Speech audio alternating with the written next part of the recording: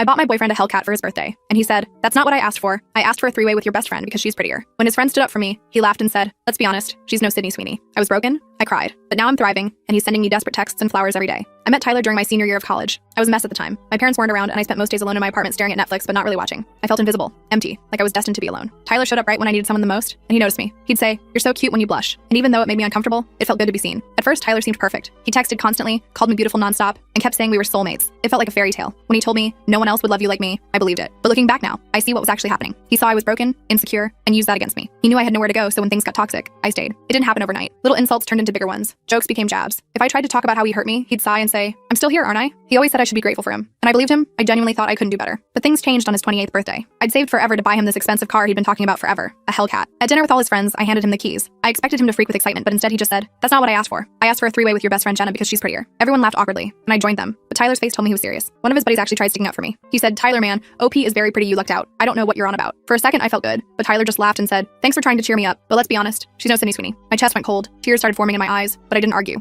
I ate the dinner in silence, knowing right then it would be the last birthday I spent with him. Soon after, I started therapy, and for the first time ever, someone told me I deserved to be treated with kindness. That changed everything. It also ignited something in me, a desire for revenge. Revenge for the broken girl Tyler wrapped around his finger. And so I quietly started taking notes about him. Like when we took a weekend trip and he begged me to let him hook up with Jenna, saying, "What happened to girls supporting girls?" I noted it. When I finally talked to her about it, she shocked me. She broke down and confessed that Tyler made passes at her multiple times, and it turns out she wasn't the only one. The more we asked around, the more we heard disturbing stories about Tyler. Girls he'd tried to pressure back in college, friendships he'd ruined behind everyone's back. But I said nothing yet. I stayed quiet, biding my time. And part of that bidding was making Tyler's dream come true. One thing about Tyler is he loved being center of attention. His birthday was coming up, and a few months before it, he told me I had to plan a rooftop celebration for him, complete with catered food and expensive champagne. I remember smiling, nodding like a perfect girlfriend, and saying yes. As expected, he was thrilled. But what he didn't know is that he was about to learn one of life's lessons. Be careful what you wish for. On the day, over 70 people showed up. Family, friends, co-workers, exes he insisted were just friends. He even told them all he organized the party himself, and I just let him bask in it, at least until the toast. I stood next to Tyler for it, smiling wide as I could. "I have a surprise for everyone," I announced. "The surprise is under you." I gestured to these black gift bags placed under every seat. "Go ahead and open them." Everyone laughed, thinking it was some cute party favor, but the laughs faded pretty fast, because inside each bag was a printed document titled, "Things Tyler Says When He Thinks No One's Listening." Each page held stories, detailed testimonials from girls he'd manipulated, harassed, lied to, or even assaulted. And that wasn't it. There was a section called "To His Family." There, I'd included all the horrible things Tyler said behind their backs. His sister's eyes widened as she read how Tyler called her a barren bitch who thinks she's special because she reads books. His mom dropped the booklet when she saw Tyler describe her as only useful for her cooking. His dad looked stunned at Tyler's line about how he'd spit on his grave if he stopped giving him money. The rooftop went silent, and slowly all eyes turned to Tyler. His confident smirk vanished completely, his face white as a sheet. Everyone he'd ever known stared at him with disgust. Friendships collapsed right there, and his family stood there looking betrayed and devastated. And all while that was happening, I picked up my purse, smiled, and walked away. Or I should say, I tried. Because next thing I knew, Tyler grabbed my shoulder. Hard. "Where are you going?" I froze, suddenly aware that I might have miscalculated. The look in his eyes was something I'd never seen before. Pure rage mixed with humiliation. His fingers dug into my shoulder, and for a moment I was terrified of what might happen next. I felt my body tense up as Tyler's grip tightened on my shoulder. The rooftop had gone completely silent. Everyone was watching us now, their eyes wide with shock. I could feel my heart pounding in my chest, but I refused to show fear. Not anymore. "I'm leaving," I said, keeping my voice steady despite the trembling I felt inside. "We're done." Tyler's face contorted with rage. He yanked me closer and hissed in my ear so only I could hear, "You think you can humiliate me like this and just walk away?" Before I could respond, I felt someone step between us. It was Keith, Tyler's coworker who had always been nice to me at company events. He gently but firmly removed Tyler's hand from my shoulder. "That's enough, man," Keith said. "Let her go." Tyler looked around wildly, suddenly aware that everyone was watching. His parents stood frozen, the booklet still in their hands. His sister was crying quietly. His friends looked uncomfortable, shifting their weight from foot to foot, unsure what to do. "This is all lies," Tyler announced loudly, trying to regain control of the situation. "She's making this up because I was going to break up with her." No one said anything. The silence was deafening. I took advantage of the moment to slip away, hurrying toward the elevator. I heard footsteps behind me and tensed, thinking it was Tyler, but it was Jenna. She put her arm around me as we rode down together. "Holy shit," she whispered. "Are you okay?" I nodded, though I wasn't sure if that was true. The adrenaline was starting to wear off and I was shaking. We made it to my car and Jenna insisted on driving me home. I was too rattled to argue. When we got to my apartment, I realized I couldn't go inside. Tyler and I lived together. He had keys. I suddenly felt very stupid for not thinking this through better. "You can stay with me tonight," Jenna offered. "We'll figure out the rest tomorrow." I grabbed some essentials from the apartment while Jenna waited in the car, keeping watch. I was terrified Tyler would show up, but I managed to get in and out quickly. I took my laptop, some clothes, important documents, and a framed photo of my grandparents. Everything else could wait. That night at Jenna's place, my phone exploded with messages. Some were from mutual friends asking if I was okay. Others were from Tyler, alternating between rage and apologies. "You're dead to me," followed by, "Baby, please, I'm so sorry, I need you." I turned my phone off and tried to sleep on Jenna's couch, but my mind kept racing. The next morning, I woke up to knocking. Jenna was already up, peering through the peephole. "It's Tyler," she whispered. "He looks awful." My stomach dropped. "Don't answer it." "I wasn't planning to," she said, "but I'm calling the police if he doesn't leave soon." Tyler kept knocking for about 10 minutes, calling my name through the door. Eventually, we heard him slump against the wall outside. He started crying loudly, saying he was sorry and he'd change. It was the same cycle of abuse I'd seen so many times before, just more desperate now. After what felt like forever, he finally left. I peeked out the window and watched him drive away, his car swerving slightly. He was probably hammered. "We need a plan," Jenna said, making coffee. "You can't stay here forever, and you definitely can't go back to him." I nodded, feeling overwhelmed. I need to get my stuff from the apartment and find a new place to live and probably get a restraining order. Jenna's boyfriend Marcus came over later that day to help us strategize. He worked in real estate and said he knew of a small studio apartment that was available immediately. It wasn't fancy, but it was in a secure building with a doorman. The rent was more than I wanted to pay, but I needed safety more than savings right now. I'll go with you to get your things, Marcus offered. Tyler won't try anything if I'm there. I wasn't so sure about that, but I appreciated the offer. We decided to go the next day during work hours when Tyler would likely be at his dad's construction company. That night, I got a call from Tyler's sister Rachel. I almost didn't answer, but curiosity got the better of me. I just wanted to say I believe you, she said when I picked up. Tyler's always been difficult, but I never knew how bad it was with you. I'm sorry. I thanked her, surprised by the support. She told me Tyler had shown up at their parents' house after the party, hammered and raging. His dad had refused to let him in, telling him to come back when he was sober. It was the first time anyone in his family had stood up to him. The next day, Marcus, Jenna, and I went to my apartment to get my things. I was nervous the whole drive over, scanning every car we passed for Tyler's black Audi.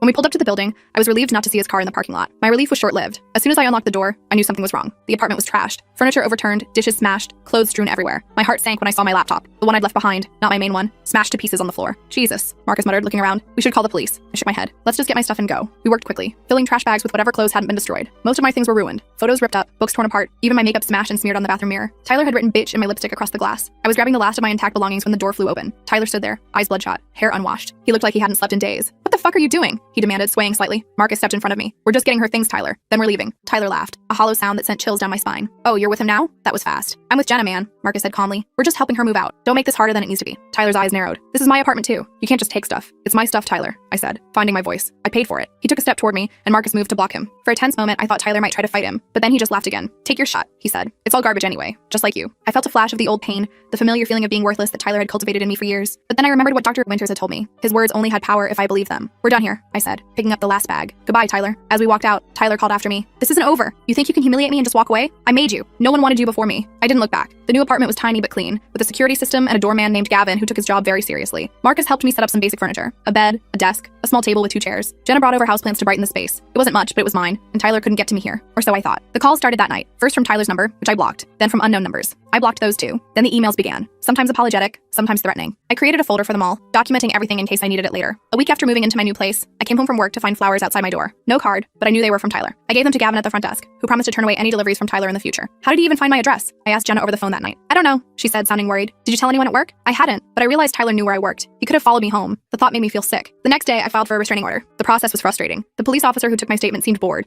like he'd heard it all before. Has he physically hurt you? He asked, barely looking up from his computer. He grabbed me hard enough to leave bruises, I said, showing him the fading marks on my shoulder. And he destroyed all my belongings. The officer nodded, typing slowly. That's destruction of property, but it's a shared residence, so it gets complicated. And the grabbing, well, without witnesses. I felt my frustration rising. There were witnesses at the party, dozens of them. He sighed. Look, I'll file the report, but these things take time. In the meantime, document everything. Change your routines, be aware of your surroundings. I left feeling defeated. The temporary restraining order would take at least a week to process, and even then, it was just a piece of paper. If Tyler wanted to hurt me, a court order wouldn't physically stop him. That weekend, I met up with Dr. Winters for an emergency session. I told her everything that had happened since the party. I'm proud of you for leaving, she said. That takes enormous courage, but I'm concerned about your safety. She helped me create a safety plan, changing my routes to work, varying my schedule, always letting someone know where I was. She also suggested I join a support group for survivors of domestic abuse, but he never hit me, I said, feeling like an imposter. Abuse isn't just physical, she reminded me. What you experienced was emotional and psychological abuse. It's just as damaging, sometimes more so. I went to my first support group meeting the following Tuesday. It was in a community center downtown, in a small room with uncomfortable chairs arranged in a circle. I almost turned around and left, but a woman named Virginia smiled at me from across the room, and somehow that gave me the courage to stay. Listening to other women's stories was eye-opening. Some had experienced physical violence, others psychological torture, many both. But the patterns were the same: isolation, control, degradation. For the first time, I didn't feel crazy or oversensitive. What Tyler had done to me was real abuse, and I wasn't alone. After the meeting, Virginia introduced herself properly. She was older than me, maybe in her 50s, with kind eyes and a quiet strength about her. First meetings are tough, she said. How are you holding up? I admitted I was struggling, especially with the fear that Tyler would find me or hurt me somehow. Have you considered self-defense classes? She asked. They helped me feel more in control after I left my ex-husband. I hadn't, but the idea appealed to me. Virginia gave me the information for a women's self-defense course taught by her friend Angela. I signed up that night. The classes were twice a week in a small gym near my new apartment. Angela was a former military woman with short gray hair and muscles that made me feel both intimidated and safe. She taught us practical moves, how to break a hold, where to strike to incapacitate an attacker, how to use our voices as weapons. Your voice is your first line of defense, she told us during the first class. A loud, firm no can sometimes be enough to make an attacker think twice. I practiced yelling no until my throat was raw, imagining Tyler's face as I did. It felt good to be doing something proactive instead of just hiding and hoping he'd leave me alone. But Tyler wasn't giving up. 2 weeks after I moved out, he showed up at my workplace. I was in a meeting when the receptionist called me. There's someone here to see you, she said. He says it's urgent. A Tyler Kovac? My blood ran cold. I can't see him. Please tell him to leave. He's being quite insistent, she said, sounding uncomfortable. Janet, he's my ex. We have a bad history. If he won't leave, please call security. I heard Tyler's voice in the background getting louder. I just need 5 minutes. Tell her it's important. I hung up up and texted my boss, explaining the situation briefly. He immediately called security, who escorted Tyler out. I watched from the window of our conference room as Tyler argued with the security guards in the parking lot, gesturing wildly. Eventually, he got in his car and sped away, tires squealing. My boss, Richard, was understanding. "Take the rest of the day off," he said, "and let me know if there's anything else we can do." I was grateful for his support, but embarrassed that my personal problems had spilled into my professional life. I updated my restraining order application with this new incident, hoping it would speed up the process. That night, I got a text from an unknown number. "You can't hide from me forever. We need to talk." I didn't respond, just added it to my documentation folder, but I couldn't sleep, jumping at every sound outside my window. The next morning, I was exhausted and jumpy. The restraining order was finally granted a few days later. I felt a small sense of relief when I got the official notice, but I knew it was just a piece of paper. Tyler had already shown he didn't respect boundaries. I was right to be concerned. The very next day after the restraining order was served, I came home to find my apartment door slightly ajar. My heart raced as I backed away, calling Gavin from the hallway. "Did you let anyone up to my apartment today?" I asked when he answered. "No, ma'am," he said. "Is something wrong?" "My door is open. I think someone broke in." Gavin called the police while I waited in the lobby, shaking. When they arrived, 2 officers went up to check my apartment while I stayed with Gavin. "All clear," one of them reported when they came back down. "But someone definitely forced the lock. You might want to stay somewhere else tonight." I called Jenna, who immediately offered her couch again. The police took my statement, but without cameras in the hallway, there was no proof it was Tyler. They promised to drive by my building more frequently for the next few days, but I could tell they didn't consider it a baked priority. "What about the restraining order?" I asked. "He's not supposed to come near my home. We'll talk to him," one officer said. But without proof, it was him specifically. I was starting to see a pattern. Without concrete evidence, the system couldn't or wouldn't protect me. I stayed with Jenna for 3 nights while my landlord installed better locks and a small security camera outside my door. When I finally returned to my apartment, I felt like a prisoner, checking the locks constantly, jumping at every noise, sleeping with a baseball bat beside my bed. The support group became my lifeline during this time. Virginia and the other women understood my fear in a way no one else could. They shared their own strategies for staying safe and rebuilding their lives. "The hardest part is the hypervigilance," said one woman named Alice. "Always looking over your shoulder, always waiting for the other shoe to drop. It gets better with time, but it changes you." I knew what she meant. I found myself scanning every room I entered for exits, assessing every man who resembled Tyler as a potential threat. I changed my hair color from blonde to brown, started wearing glasses instead of contacts, anything to look different if Tyler was watching from a distance. The self-defense classes helped channel my fear into something productive. Angela pushed us hard, making us practice scenarios until the movements became muscle memory. "Your body will remember even if your mind panics," she told us. 3 weeks after the break-in, I was leaving work late. The parking garage was nearly empty, my footsteps echoing between concrete pillars. I was almost to my car when I heard someone behind me. I turned to see Tyler stepping out from behind a support column. "We need to talk," he said, his voice eerily calm. I felt a surge of fear, but also anger. "You're violating the restraining order," I said, trying to keep my voice steady. "You need to leave now." He took a step closer. "Not until you hear me out. You ruined my life. My dad fired me. My friends won't talk to me. All because you couldn't keep your mouth shut." I backed up until I hit my car. "That's not my fault, Tyler. You did those things, not me." His face darkened. "You humiliated me in front of everyone I know. You think I'm just going to let that go?" I remembered Angela's lessons. I stood straighter, planted my feet. "Yes, that's exactly what you're going to do. It's over, Tyler. Leave me alone." He lunged forward suddenly, grabbing my wrist. "It's over when I say it's over." Without thinking, I brought my knee up hard between his legs. He doubled over, gasping, and I used the moment to break his grip the way Angela had taught us. I ran for the elevator, fumbling for my phone to call 911. Tyler recovered faster than I expected. He caught up to me just as the elevator doors were opening, shoving me inside and against the wall. His forearm pressed against my throat, not quite choking me, but making it hard to breathe. "You think you're so smart," he hissed. "You think you can make a fool out of me and get away with it?" I couldn't speak with his arm against my throat, but I remembered another of Angela's lessons. I brought my hands up between his arms and pushed outward sharply, breaking his hold. Then I drove the heel of my palm up toward his nose, not quite connecting, but forcing him to back up. The elevator doors started to close, and Tyler stuck his foot out to stop them. I used that moment to slip past him, back into the parking garage. I ran toward the security office, screaming for help. Tyler chased after me, catching the back of my jacket. I spun around, using the momentum to break free, and kept running. The security guard heard my screams and came out of his office, radio in hand. "Hey!" he shouted at Tyler. "Stop right there!" Tyler froze, looking from the guard to me and back again. Then he turned and ran toward the exit. The guard called the police while I sat in his office, shaking uncontrollably. This time, there was a witness. This time, there would be consequences. Or so I thought. The police took my statement and the security guards. They reviewed the garage's security footage, which clearly showed Tyler assaulting me in the elevator. They promised to arrest him for violating the restraining order and for assault. But when I called to follow up the next day, I was told Tyler couldn't be located. He wasn't at his apartment. He wasn't at his parents' house. He had seemingly vanished. "We'll keep looking," the officer assured me. "But until we find him, you should be extra careful." I felt like I was living in a horror movie, never knowing when the monster might appear. I took a week off work, too afraid to go to the parking garage again. Richard was understanding, letting me work remotely. During that week, I barely left Jenna's apartment, where I was staying again. I jumped at every noise, checked the locks compulsively, and slept with the lights on when I managed to sleep at all. The support group rallied around me. Virginia brought groceries so I wouldn't have to go out. Alice, who worked in IT, helped me check my devices for tracking software and showed me how to better secure my online accounts. Another woman from the group, Hayden, whose ex had stalked her forever, shared tips on varying routines and watching for surveillance. "The not knowing is the worst part," Hayden said. "But remember, you've already survived the hardest part, leaving him. You can survive this too." I tried to believe her, but the constant fear was wearing me down. Dr. Winters suggested medication to help with my anxiety and sleep, which I reluctantly accepted. The pills helped dull the edge of my panic, but I still felt like I was living on borrowed time. A week turned into 2, then 3. No sign of Tyler. The police seemed to lose interest, telling me they'd keep an eye out, but offering little concrete help. I slowly started resuming normal activities, going back to work, shopping for groceries, even meeting friends for coffee occasionally. Just when I started to think maybe it was really over, I got an email from an address I didn't recognize. The subject line was simply, "I'm not done with you." The email contained a photo of me, clearly taken that day, walking into my office building. I was wearing the blue dress I'd put on that morning, carrying the coffee I'd bought on the way to work. The message below the photo read, "I see you, always." I forwarded it to the police officer handling my case, but his response was frustratingly vague. "We'll look into it, but it's hard to prove who sent it. Keep documenting everything." That night, I barely slept. The next morning, I found another email waiting. This one had a photo of me at the coffee shop near my apartment from the previous weekend. I was sitting with Jenna, laughing at something. The angle suggested it was taken from outside, through the window. "He's been watching me for weeks," I told Dr. Winters during our session that day. "The police won't do anything until he actually hurts me, and by then it might be too late." She looked troubled. "This is stalking, plain and simple. The restraining order should cover this behavior." "Should, but doesn't seem to," I said bitterly. "Not unless they can catch him in the act." Dr. Winters helped me brainstorm options. I could move again, maybe to another city. I could try to get a more strongly worded restraining order. I could hire a private security guard, though I could barely afford my rent as it was. In the end, we decided on a two-pronged approach. First, I would be even more vigilant about my safety, varying my routes, always being with someone when possible, carrying pepper spray. Second,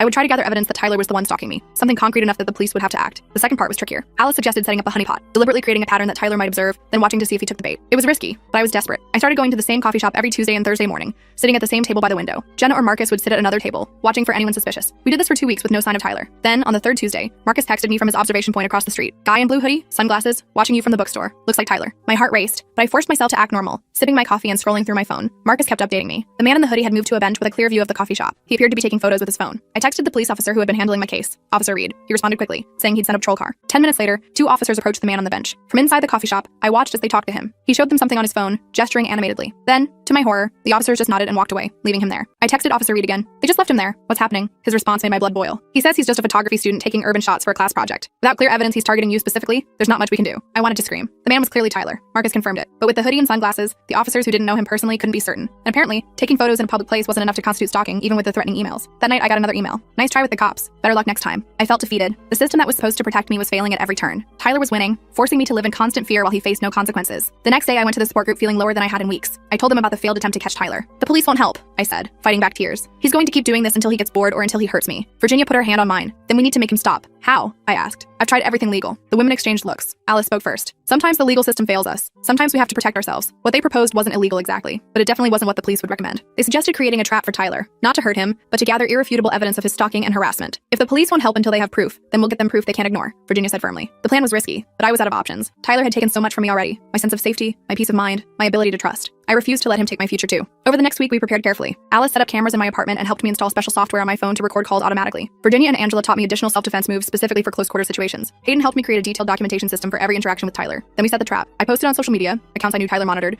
that I would be attending a friend's gallery opening alone on Friday night. In reality, the gallery was a small empty retail space that Marcus had access to through his real estate connections. We set it up to look like an art show, with Virginia, Alice, and Hayden posing as attendees. The space had multiple exits and was fitted with hidden cameras. Angela would be watching from a van outside, ready to intervene if things went wrong. The plan was to get Tyler on camera violating the restraining order and making threats, evidence the police couldn't ignore. Friday came, and I felt sick with nerves as I got ready. I wore a wire under my dress, another layer of protection and evidence gathering. As I drove to the fake gallery, I kept checking my rearview mirror, half expecting to see Tyler's car following me. The opening was set to start at 7 p.m. By 7:30, several people were there. The support group women, Marcus, Jenna, and a few friends who'd agreed to help. The atmosphere was tense despite our attempts at normal conversation. At 7:45, my phone buzzed with a text from Angela in the van. Blue Audi just parked across the street. It's him. I took a deep breath and positioned myself near the front of the gallery, looking at a painting as if absorbed in it. The door opened, and I felt the air change before I even turned around. Tyler had arrived. He looked different, thinner, with dark circles under his eyes and several days' worth of stubble. He was wearing the same blue hoodie from the coffee shop incident. His eyes locked on me immediately. Fancy meeting you here, he said, his voice carrying in the suddenly quiet space. I turned to face him, forcing myself to stand tall. You need to leave, Tyler. You're violating the restraining order. He laughed, a hollow sound that echoed off the bare walls. Always with the restraining order. Has that piece of paper protected you so far? I was acutely aware of the camera's recording, of the wire under my dress. Every word he said was evidence. What do you want? I asked, keeping my voice steady. He stepped closer, and I had to fight the urge to back away. I want you to understand what you've done to me. You destroyed my life, my reputation, everything. You did that yourself, I said. I just told the truth. His face darkened. The truth? You think those people needed to know our private business? You think my family needed to read that stuff? They deserve to know who you really are. He moved even closer, his voice dropping to a menacing whisper. And who am I exactly? A manipulator, a liar, a man who enjoys hurting women. Something dangerous flashed in his eyes. You have no idea what I'm capable of. That was it, the threat we needed on record. But Tyler wasn't finished. I've been watching you, he continued, seemingly unaware or uncaring of the other people in the gallery. I know where you go, who you see. I know you're staying at Jenna's again. I know you take those pathetic self-defense classes on Tuesdays and Thursdays. Each revelation sent a chill through me, but I stood my ground. And yet here I am, living my life despite you. You don't control me anymore, Tyler. His hand shot out, grabbing my wrist. Don't I? Before I could react, Virginia appeared beside us. Is everything okay here? She asked calmly. Tyler glared at her. Mind your own business, lady. She is my business, Virginia said, her voice steel beneath the politeness. And you're hurting her. Tyler looked down at his hand on my wrist, as if surprised to find it there. He let go abruptly. This isn't over, he said to me, backing toward the door. Not by a long shot. As he left, I let out the breath I'd been holding. The plan had worked. We had clear evidence of Tyler violating the restraining order, making threats, and admitting to stalking me. Angela confirmed from the van that everything had been recorded clearly. The next morning, I took the evidence to the police station, insisting on speaking to Officer Reed's supervisor. The sergeant reviewed the recordings with growing concern. This is definitely enough for an arrest warrant, he said finally. He's admitted to stalking you, threatened you, and violated the restraining order on camera. We'll pick him up today. I should have felt relieved, but I knew Tyler well enough to be worried. If he felt cornered, he might become even more dangerous. What if you can't find him? I asked. He disappeared last time. The sergeant assured me they would find him, but I wasn't convinced. I went back to Jenna's apartment and waited anxiously for news. Hours passed with no update. Evening came, and still nothing. I jumped every time my phone buzzed, but it was never the police. Then, just after midnight, someone knocked on Jenna's door. We both froze, looking at each other in alarm. Jenna crept to the peephole and looked out. Police, she whispered, relief evident in her voice. It was Officer Reed and another officer I didn't recognize. They looked grim. We've been trying to locate Tyler Kovac, Officer Reed said. His apartment is empty and his car is gone. His parents haven't seen him in weeks. My stomach dropped. So he's still out there. The other officer nodded. For now. But we have an arrest warrant, and his description has been circulated to all patrol officers. It's just a matter of time. But time was exactly what I didn't have. Every day Tyler remained free was another day I had to live in fear. What am I supposed to do in the meantime? I asked. He knows where I work, where I stay, my routines. He's been watching me for weeks. Officer Reed looked uncomfortable. We can increase patrols in your area, but you can't protect me 24/7. I finished for him. I understand. After they left, Jenna and I sat in silence for a long time. Finally, she spoke. Maybe you should go stay with your parents for a while, just until they catch him. I shook my head. My parents live in different states now, and they have their own problems. Besides, I can't put my life on hold indefinitely. I have a job, friends, therapy. I can't just disappear. Then what are you going to do? I thought about everything I'd learned in the past few months. From therapy, from the support group, from Angela's self-defense classes. I thought about how far I'd come from the broken, insecure girl Tyler had manipulated. I'm going to stop running. I said finally. I'm going to take my life back. The next day, I went to work as usual. I attended my therapy session with Dr. Winters. I went to the support group meeting. I was hypervigilant, constantly scanning for Tyler, but I refused to hide. A week passed with no sign of him. Then another. The police checked in periodically, but they had no leads. Tyler had vanished again,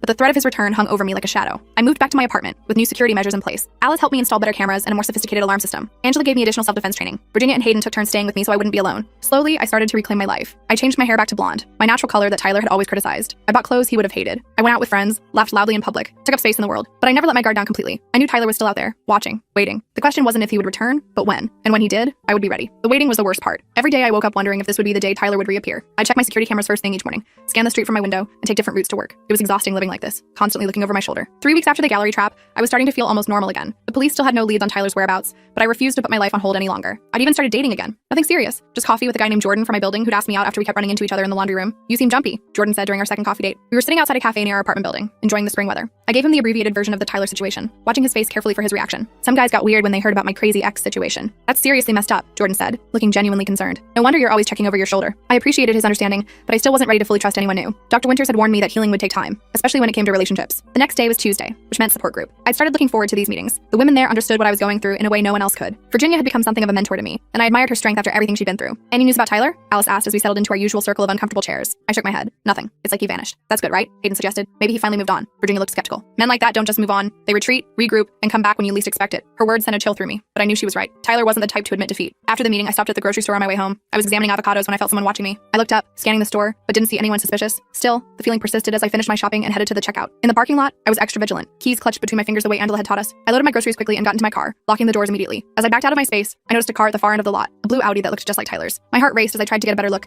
but the car was too far away to see the driver clearly. I debated driving closer to check, but decided against it. If it was Tyler, confronting him alone in a dark parking lot was the last thing I should do. I drove home taking a convoluted route, checking my rearview mirror constantly for any sign of the blue Audi. I didn't see it following me, but that didn't mean much. Tyler had proven he could track me without being obvious about it. When I got home, I told Gavin about the car I'd seen. I'll keep an extra eye out, he promised, looking concerned. Maybe take some extra walks around the building tonight. I thanked him and headed up to my apartment, double checking that my door was locked behind me. I put away my groceries with shaking hands, then called Jenna. I think I saw him, I said as soon as she answered. Tyler? Where? Her voice was instantly alert. I told her about the blue Audi in the grocery store parking lot. Did you call the police? She asked. And tell them what? That I maybe saw a car that looks like my ex's from a distance? They already think I'm paranoid. Jenna sighed. I'm coming over. I'll bring dinner. I was grateful for the company. We ate takeout and watched a mindless comedy, trying to keep the conversation light. But I couldn't shake the feeling that something was about to happen. That night, I barely slept. Every noise made me jump. The building settling, a neighbor's door closing, a car passing on the street below. Around 3 a.m., I finally gave up and made some tea, sitting by my window and watching the empty street. The next morning, I dragged myself to work, exhausted but determined to maintain my routine. I was in the middle of a meeting when my phone buzzed with a text from an unknown number. Nice groceries. The avocados looked a little unripe though. My blood ran cold. It had been Tyler in the parking lot. He'd been watching me. I excused myself from the meeting and called Officer Reed. He texted me, I said as soon as he answered. He was at the grocery store last night watching me. Officer Reed sounded tired. Can you forward me the text? We'll try to trace the number, but if he's using a burner phone, I knew the drill by now. Without concrete evidence of an immediate threat, there wasn't much they could do. I forwarded the text anyway and went back to my meeting, trying to focus on work instead of the fear gnawing at my insides. That evening, I met Angela for an extra self-defense session. I told her about the text. He's trying to rattle you, she said as we practiced breaking holds. He wants you scared, off balance. Well, it's working, I admitted, wiping sweat from my forehead. Angela stopped and looked at me seriously. Listen to me. You're stronger than you think. You've already survived the worst of what he did to you. Don't let him back in your head now. I nodded, trying to believe her. We practiced for another hour, focusing on scenarios where someone grabbed me from behind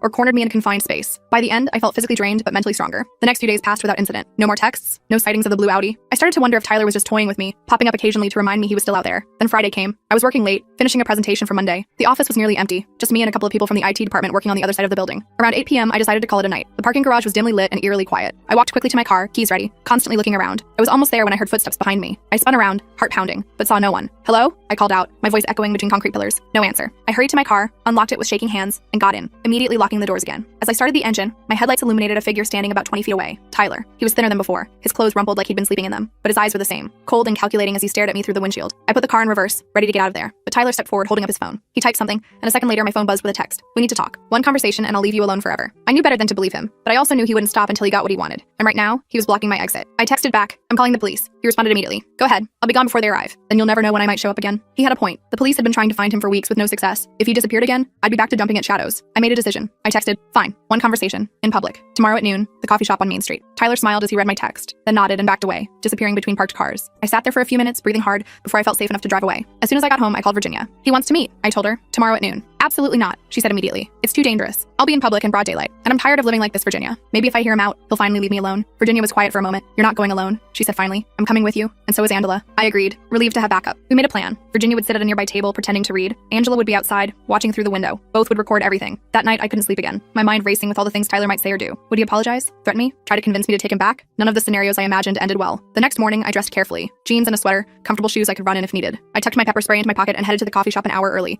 wanting to be there first to choose my seat. Virginia arrived shortly after, giving me a reassuring nod as she took a table nearby. Angela texted that she was in position outside. All we could do now was wait. At exactly noon, Tyler walked in. He looked better than he had last night. He'd shaved, changed clothes, even combed his hair. He spotted me immediately and came over, sliding into the seat across from me. Thanks for coming, he said, his voice softer than I expected. Say what you need to say, I replied, keeping my voice steady. Tyler leaned forward. I've been doing a lot of thinking. About us, about what happened. I know I messed up. I almost laughed. Messed up? You stalked me, threatened me, and made my life hell for months. That's a little more than messing up. He had the decency to look ashamed. I know, and I'm sorry. I was in a bad place after the party. Everything I'd built just collapsed. My family, my friends, my job. I blamed you. It wasn't my fault, I said firmly. You did those things, not me. Tyler nodded slowly. You're right. That's what I wanted to tell you. I'm getting help now. Therapy, anger management. I'm trying to be better. I studied his face, looking for signs of the old Tyler. The manipulation, the barely contained rage, but he seemed different somehow. Humbled. I'm glad you're getting help, I said cautiously. But that doesn't change what you did. I know, he said. I'm not asking for forgiveness. I just wanted you to know that I'm leaving town. For good. My cousin got me a job in Seattle. I start next week. Relief washed over me, but I was still skeptical. Why should I believe you? Tyler reached into his pocket and pulled out a plane ticket. One way to Seattle, leaving tomorrow morning. I looked at the ticket. It seemed real. His name, the flight information, tomorrow's date. I won't contact you again, he continued. I promise. I just needed to see you one last time, to apologize face to face. Part of me wanted to believe him. The idea of Tyler gone for good, living on the opposite coast, was incredibly appealing, but I'd been fooled by him before. I appreciate the apology, I said carefully. But understand this, if you ever contact me again, if you ever come near me or my friends, I will make sure you regret it. The police have a warrant for your arrest. They're still looking for you. Tyler nodded. I know. That's another reason I'm leaving. Fresh start. He stood up, looking down at me one last time. Goodbye. I really am sorry for everything. And then he was gone, walking out of the coffee shop and out of my life. Virginia immediately came over to my table. Are you okay? She asked, putting a hand on my shoulder. I nodded, still processing what had just happened. He says he's leaving town, moving to Seattle. Virginia looked skeptical. Do you believe him? I don't know, I admitted. He seemed sincere, but he's fooled you before, she finished for me. We left the coffee shop together, meeting Angela outside. I told them both about Tyler's apparent change of heart and his plans to leave town. We should still be careful, Angela warned. Men like that don't change overnight. I agreed, but part of me hoped it was true. The thought of finally being free of Tyler's shadow was intoxicating. The next day, I checked online and confirmed that Tyler's flight had departed on schedule.